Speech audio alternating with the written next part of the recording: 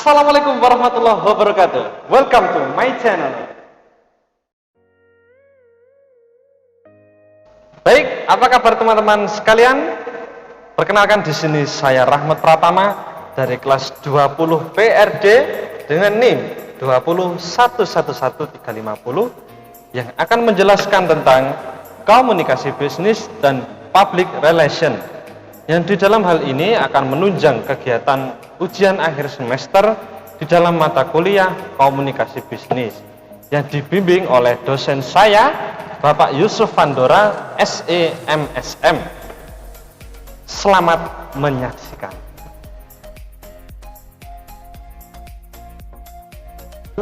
Komunikasi bisnis merupakan salah satu hal yang penting dilakukan untuk menjalankan suatu bisnis atau perusahaan. Komunikasi ini bisa diartikan sebagai komunikasi yang dijalankan secara verbal maupun non-verbal, di mana dalam komunikasi ini berisi pendapat, ide, gagasan, dan informasi. Komunikasi ini juga dapat dilakukan secara personal maupun impersonal.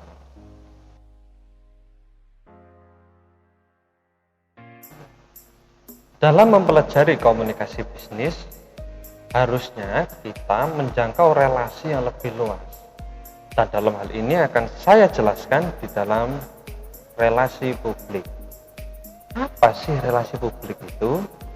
Secara garis besar ialah strategi perusahaan untuk membangun relasi baik dengan publik supaya dapat mendapatkan opini yang positif dari kalangan masyarakat dan sekitarnya.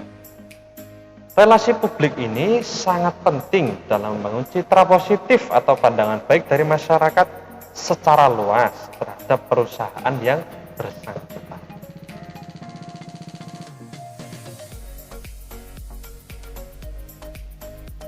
Nah, pada kali ini kita akan membahas sebuah studi kasus yang terjadi di PT Jaya Kertas Kertosono.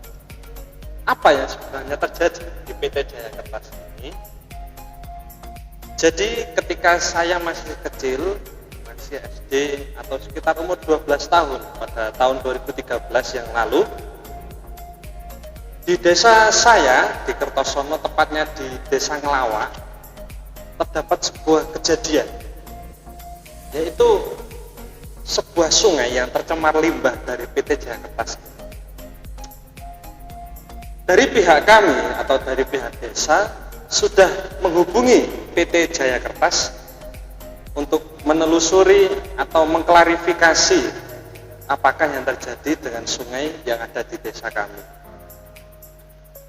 Setelah itu, ketika telah diklarifikasi, mereka memberi jawaban yang jawabannya cukup membuat masyarakat bahagia sebenarnya. Ya, kami mohon maaf atas kesalahan kami telah mencemari sungai yang ada di Desa Ngelawa dan sekitarnya. Lalu kami akan mengganti rugi, entah itu dengan uang, sembako, atau yang lain sebagainya. Nah, baiklah.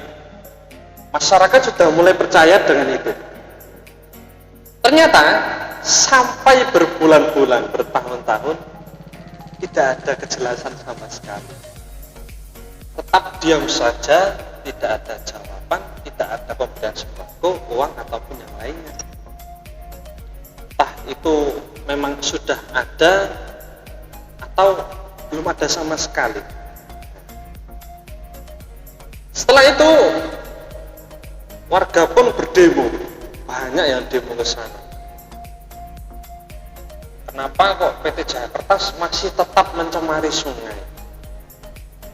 Bukankah seharusnya di dalam hal komunikasi bisnis dan relasi publik itu harus jelas kemanakah arah tujuan, visi misi usaha kita, siapakah yang mengetahui, lalu apa saja sih yang ada di perusahaan. Seharusnya masyarakat sekitar daerah situ tahu semua. Sebelum kita lanjutkan, kita harus ketahui PT Jaya Kertas ini terlebih dahulu.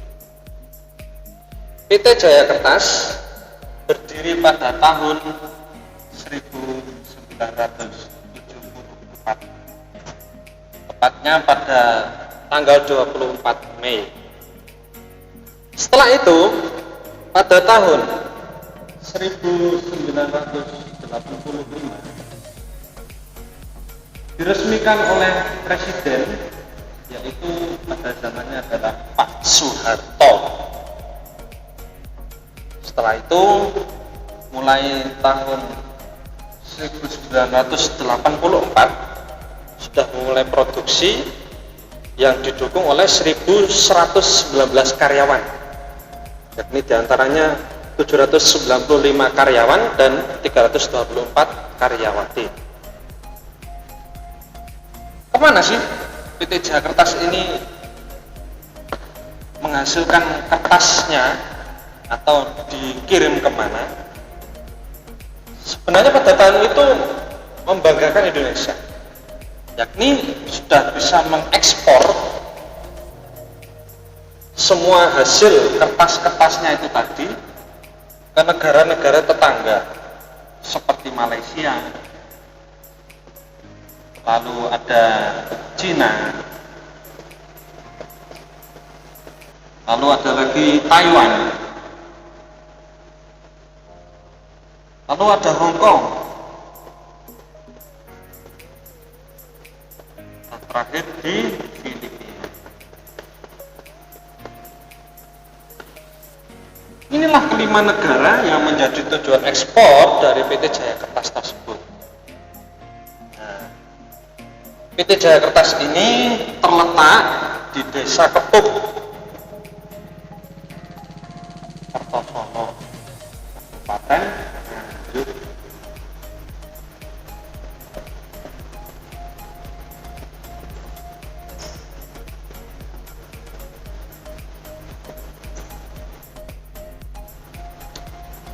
Begitulah cerita awal berdirinya dan produksinya dari PT Jaya Kertas.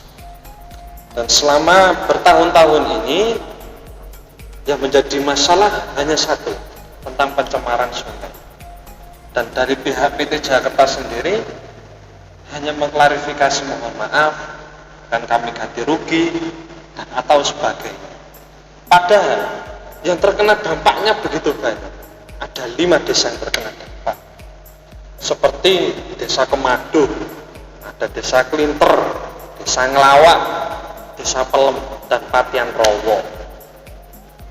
Itulah yang menjadi sebuah masalah ketika limbah dari PT Jaya Kertas ini tadi menuju sungai yang dilewati 5 desa tersebut, yang melewati 5 desa tersebut. Lalu pada tahun 2013 pernah dari teman-teman UIN, Universitas Islam Negeri Surabaya, Sunan Ampel, bekerja sama dengan ITS, pernah menelusuri kejadian ini, tentang limbahnya, tentang apa saja sih yang diproduksi, lalu bagaimana bisa terjadi semuanya. Lalu lah kok ternyata pada tahun 2020 ini muncul masalah lagi, malah semakin heboh warga itu. Sungai kita kok tercemar lagi. Perasaan kemarin-kemarin sudah tidak ada, seperti misal tahun 2017 mungkin 2018. Lah kok sekarang mulai berulang lagi, semakin parah lagi. Ya akhirnya mulai didatangi oleh dinas setempat untuk mengklarifikasi lagi apa yang terjadi terhadap sungai yang melewati kelima desa tersebut. Seharusnya sebagai pemimpin dari perusahaan PT tersebut memberikan solusi agar warga masyarakat sekitar tidak resah dengan kehadiran PT Jaya Kertas, dan seharusnya malah memberi manfaat yang baik untuk masyarakat sekitarnya. Kalaupun memang terjadi pencemaran karena limbah dari PT Jaya Kertas ini, harusnya dari pihak perusahaan PT Jaya Kertas memberikan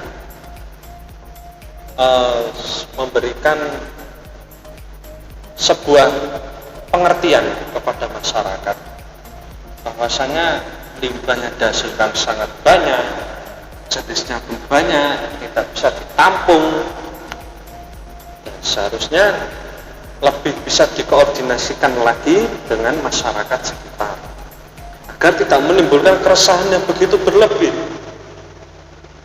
karena kasihan warga, ada yang terkena penyakit kulit, ada yang tidak suka dengan baunya, dan masih banyak yang lain lagi. Sepertinya dari studi kasus ini bisa menjadi contoh bahwasanya sebuah perusahaan harus melaksanakan komunikasi bisnis dengan baik, dan juga relasi yang dihasilkan perusahaan tersebut harus bisa menjadi relasi publik yang baik pula. Kalau seperti tadi, terus mau bagaimana? Emang mau di demo masyarakat? Apa enggak kepikiran dari pemimpin perusahaan itu? Nah, jadi sudah banyak berita yang beredar di masyarakat bahwasanya PT Jayakarta ini sudah menimbulkan keresahan, yaitu membuang limbahnya ke sungai yang melewati 5 desa: Desa Kemado, Desa Klintor, Desa Ngelawak, Desa Pelem, dan Padiangan. Jadi itulah studi kasus yang dapat saya sampaikan. Semoga dalam presentasi kali ini bisa bermanfaat bagi Anda semuanya. Terima kasih atas perhatiannya. Mohon maaf sebelumnya. Wassalamualaikum warahmatullahi wabarakatuh.